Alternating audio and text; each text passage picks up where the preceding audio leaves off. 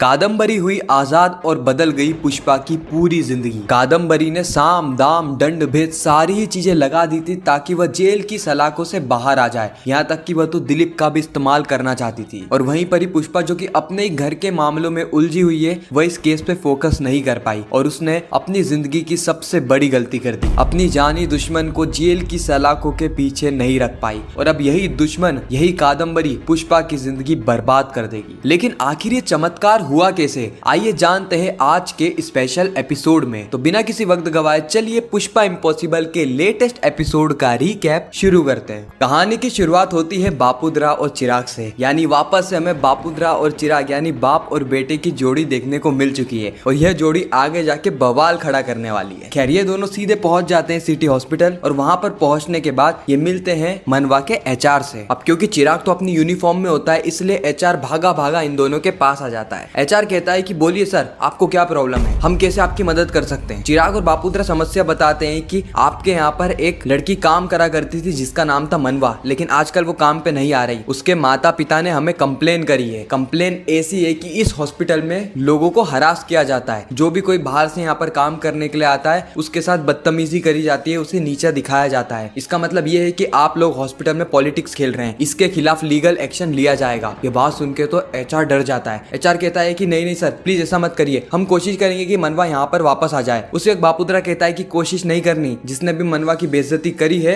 जिसने भी मनवा को हराश किया है, वह लोग मनवा के घर जाएंगे और उससे माफी मांगेंगे और तुम भी जाओगे। अगर ये सब हो जाता है तो हो सकता है कि मनवा के माता पिता कंप्लेन को वापस ले ले और फिर तुम्हारे खिलाफ लीगल एक्शन नहीं होगा। एचआर कहता है कि बिल्कुल सर, ऐसा ही होगा, हम ऐसा ही करेंगे। अगले ही सीन में हम देखते हैं कि राशि और शनाया यह दोनों मिलकर मस्त मस्त डिजाइने देख रहे होते हैं और यह देखकर दीप्ति को बहुत ज्यादा मिर्ची लग रही होती है। दीप्ति मन ही मन में सोचती है कि कैसे ये प्रार्थना के कातिल से हाथ मिला रही है, कैसे राशि ने प्रार्थना को भुला दिया और उसकी जगह शनाया को दे दी। मुझे तो यकीन भी नहीं हो रहा है। शो के अंदर जितनी नफरत चिराग शनाया से करता है, उतनी नफरत दीप्ति भी शनाया से करती है, क्योंकि चिराग के बाद प्रार्थना से सबसे ज्यादा प्यार करने वाली भी दीप्ति ही थी। अगर आप पुष्पा इम्पॉसिबल को बहुत पहले से देखते हुए आ रहे हो ना, तो आपको पता होगा कि दीप्ति ने तो अपनी बेटी तक प्रार्थना को देने के लिए हामी भर दी थी। हालांकि बाद में कादम्बरी ने बेटी को चुरा लिया और फिर बहुत बड़ा कारनामा हुआ, वो अलग पिक्चर है, लेकिन दीप्ति हमेशा प्रार्थना के बारे में पहले सोचती है। पुष्पा इस चीज को देख रही थी। पुष्पा इस चीज को आसानी से देख पा रही थी, लेकिन वो कुछ कहना नहीं चाहती क्योंकि अभी वो कादम्बरी के केस में बहुत ज्यादा बिजी है। जस्ट अगले ही सीन में हम देखते हैं कि दिलीप बहुत ज्यादा परेशान हो रहा होता है। दिलीप कहता है कि मुझे शनाया से बात करनी होगी क्योंकि उसको पता लग चुका है कि मैंने पेपर्स को गिरवी रखा है, लेकिन शायद अभी तक उसने पुष्पा को नहीं बताया। जैसे ही पुष्पा कोर्ट के लिए निकलती है, वैसे ही दिलीप तुरंत शनाया को अपने घर पे बुला लेता है। दिलीप शनाया से कहता है कि शनाया, कल तुम मेरे घर पर आई थी और तुम जो पेपर्स लेकर गई हो, मुझे उसके बारे में तुमसे बात करनी है। इस वक्त तक शनाया कहती है कि मुझे भी आपसे कुछ बात करनी है। मुझे ये समझ में नहीं आ रहा है कि पुष्पा ने अपना घर गिरवी क्यों रखा है, और गिरवी रखा है तो वो पेपर आपके पास क्यों छोड़े हैं। मुझे तो बिल्कुल भी समझ में नहीं आ रहा है कि अचानक से पुष्पा को इतने पैसों की जरूरत कहाँ से आ पड़ी, क्योंकि मैंने उन पेपर्स को पढ़ा था, वो हाल फिलहाल में अप्रूव हुए पेपर्स हैं, लेकिन घर में हाल फिलहाल में तो ऐसी कोई भी प्रॉब्लम नहीं आई जिसके चलते पुष्पा को इतना बड़ा कर्जा लेना पड़ा हो। इस वक्त तक दिलीप झूठ बोलते हुए कहता है कि हाँ, तुम बिल्कुल सही कह रही हो, पुष्पा ने अपने घर को गिरवी रखा है, लेकिन उसके लिए नहीं बल्कि मेरे लिए। पुष्पा मेरे लिए घर को गिरवी रख रही है। शनाया कहती है मुझे तो बिल्कुल भी समझ में नहीं आ रहा है, आपको पैसों की जरूरत कहाँ से आ गई। उसी वक्त दिलीप बताता है कि उसने एक बिजनेस शुरू किया है और उसी बिजनेस के सिलसिले में उसको पैसों की जरूरत थी। अब क्योंकि पूरी चौल में ऐसा माहौल बना हुआ है कि मैं और बापूद्रा में से मैं ही गलत था, तो बच्चे मेरी मदद क्यों ही करते। इसीलिए पुष्पा ने किसी को भी ना बताने का वादा लिया और अपने घर के पेपर्स गिरवी रख के मुझे लोन दिया। लेकिन तू टेंशन मत ले शनाया, मैं कुछ ही महीनों में लोन को चुका दूंगा। बस मैं हाथ जोड़ के तुझसे रिक्वेस्ट करता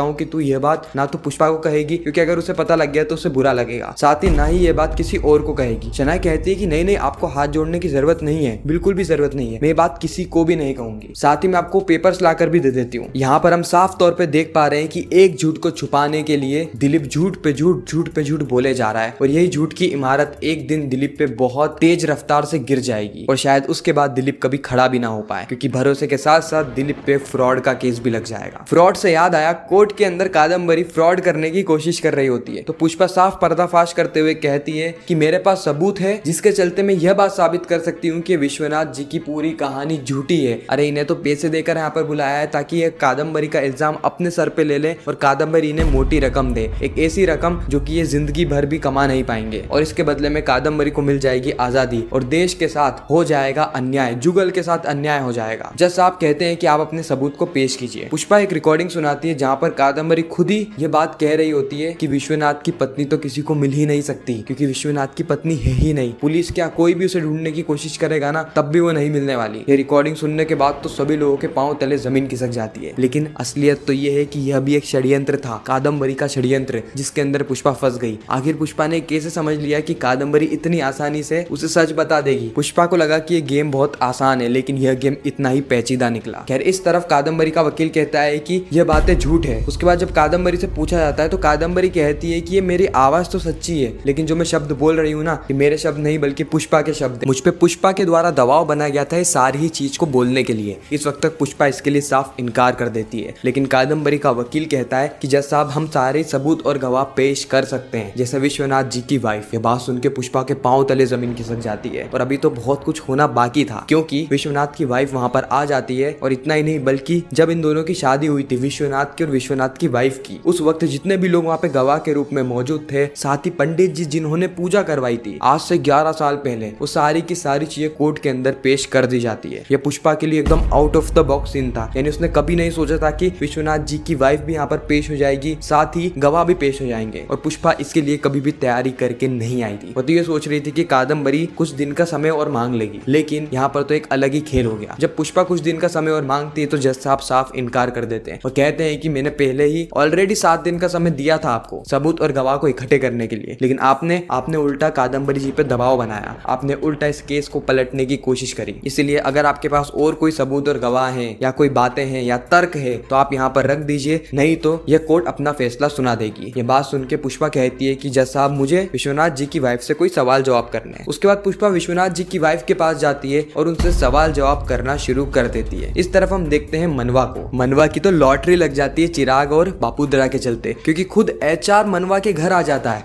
वही एचआर जिसके सामने लोग हाथ पांव जोड़ते हैं कि हाँ हमारी नौकरी लगा दो, वही एचआर मनवा के सामने हाथ पांव जोड़ने लगता है कि तुम नौकरी के लिए वापस आ जाओ, जो कुछ भी गलती हुई है ना उसके लिए हमें माफ कर दो। और ये दोनों भी तुमसे माफी मांग रही है। अब ये दोनों वही औरतें हैं जो कि मनवा को पहले परेशान कर रही थी, इसके चरित्र पर दाग लगा रही थी। खैर, इस वक्त मनवा बहुत ज्यादा खुश होती है और चिराग को जाकर अपनी पूरी कहानी बताती है। अब इस तरह पुष्पा सारे सवाल जवाब कर लेती विश्वनाथ जी की पत्नी से, और पुष्पा के पास कोई तर्क बचता ही नहीं है जिससे कि वह थोड़ा सा टाइम भी मांग सके। इसीलिए जज साहब ये आदेश सुनाते हैं कि कादम्बरी जी को अभी के अभी बरी कर दिया जाएगा, साथ ही विश्वनाथ को आजीवन कारावास हो जाएगा 2 मर्डर के इल्जाम में। और इसी के साथ एक खूबसूरत एपिसोड यहीं पे समाप्त हो जाता है। आगे जाके पुष्पा की जिंदगी में कादम्बरी बड़ी से बड़ी मुसीबत क्रिएट करेगी। देखते हैं कि पुष्पा किस तरीके से इस मुसीबत का समाधान निकालने वाली है। क्या शनाया और पुष्पा इसी बहाने से एक हो जाएंगे या फिर कहानी कुछ और रहेगी? ये सारी चीज हमें जानने को मिलेगी आने वाले एपिसोड में। बाकी आपको यह रिकैप कैसा लगा कमेंट सेक्शन में जरूर बताना। मैं मिलता हूँ आप सभी से किसी नेक्स्ट इंटरेस्टिंग वीडियो में। जब तक के लिए गुड बाय।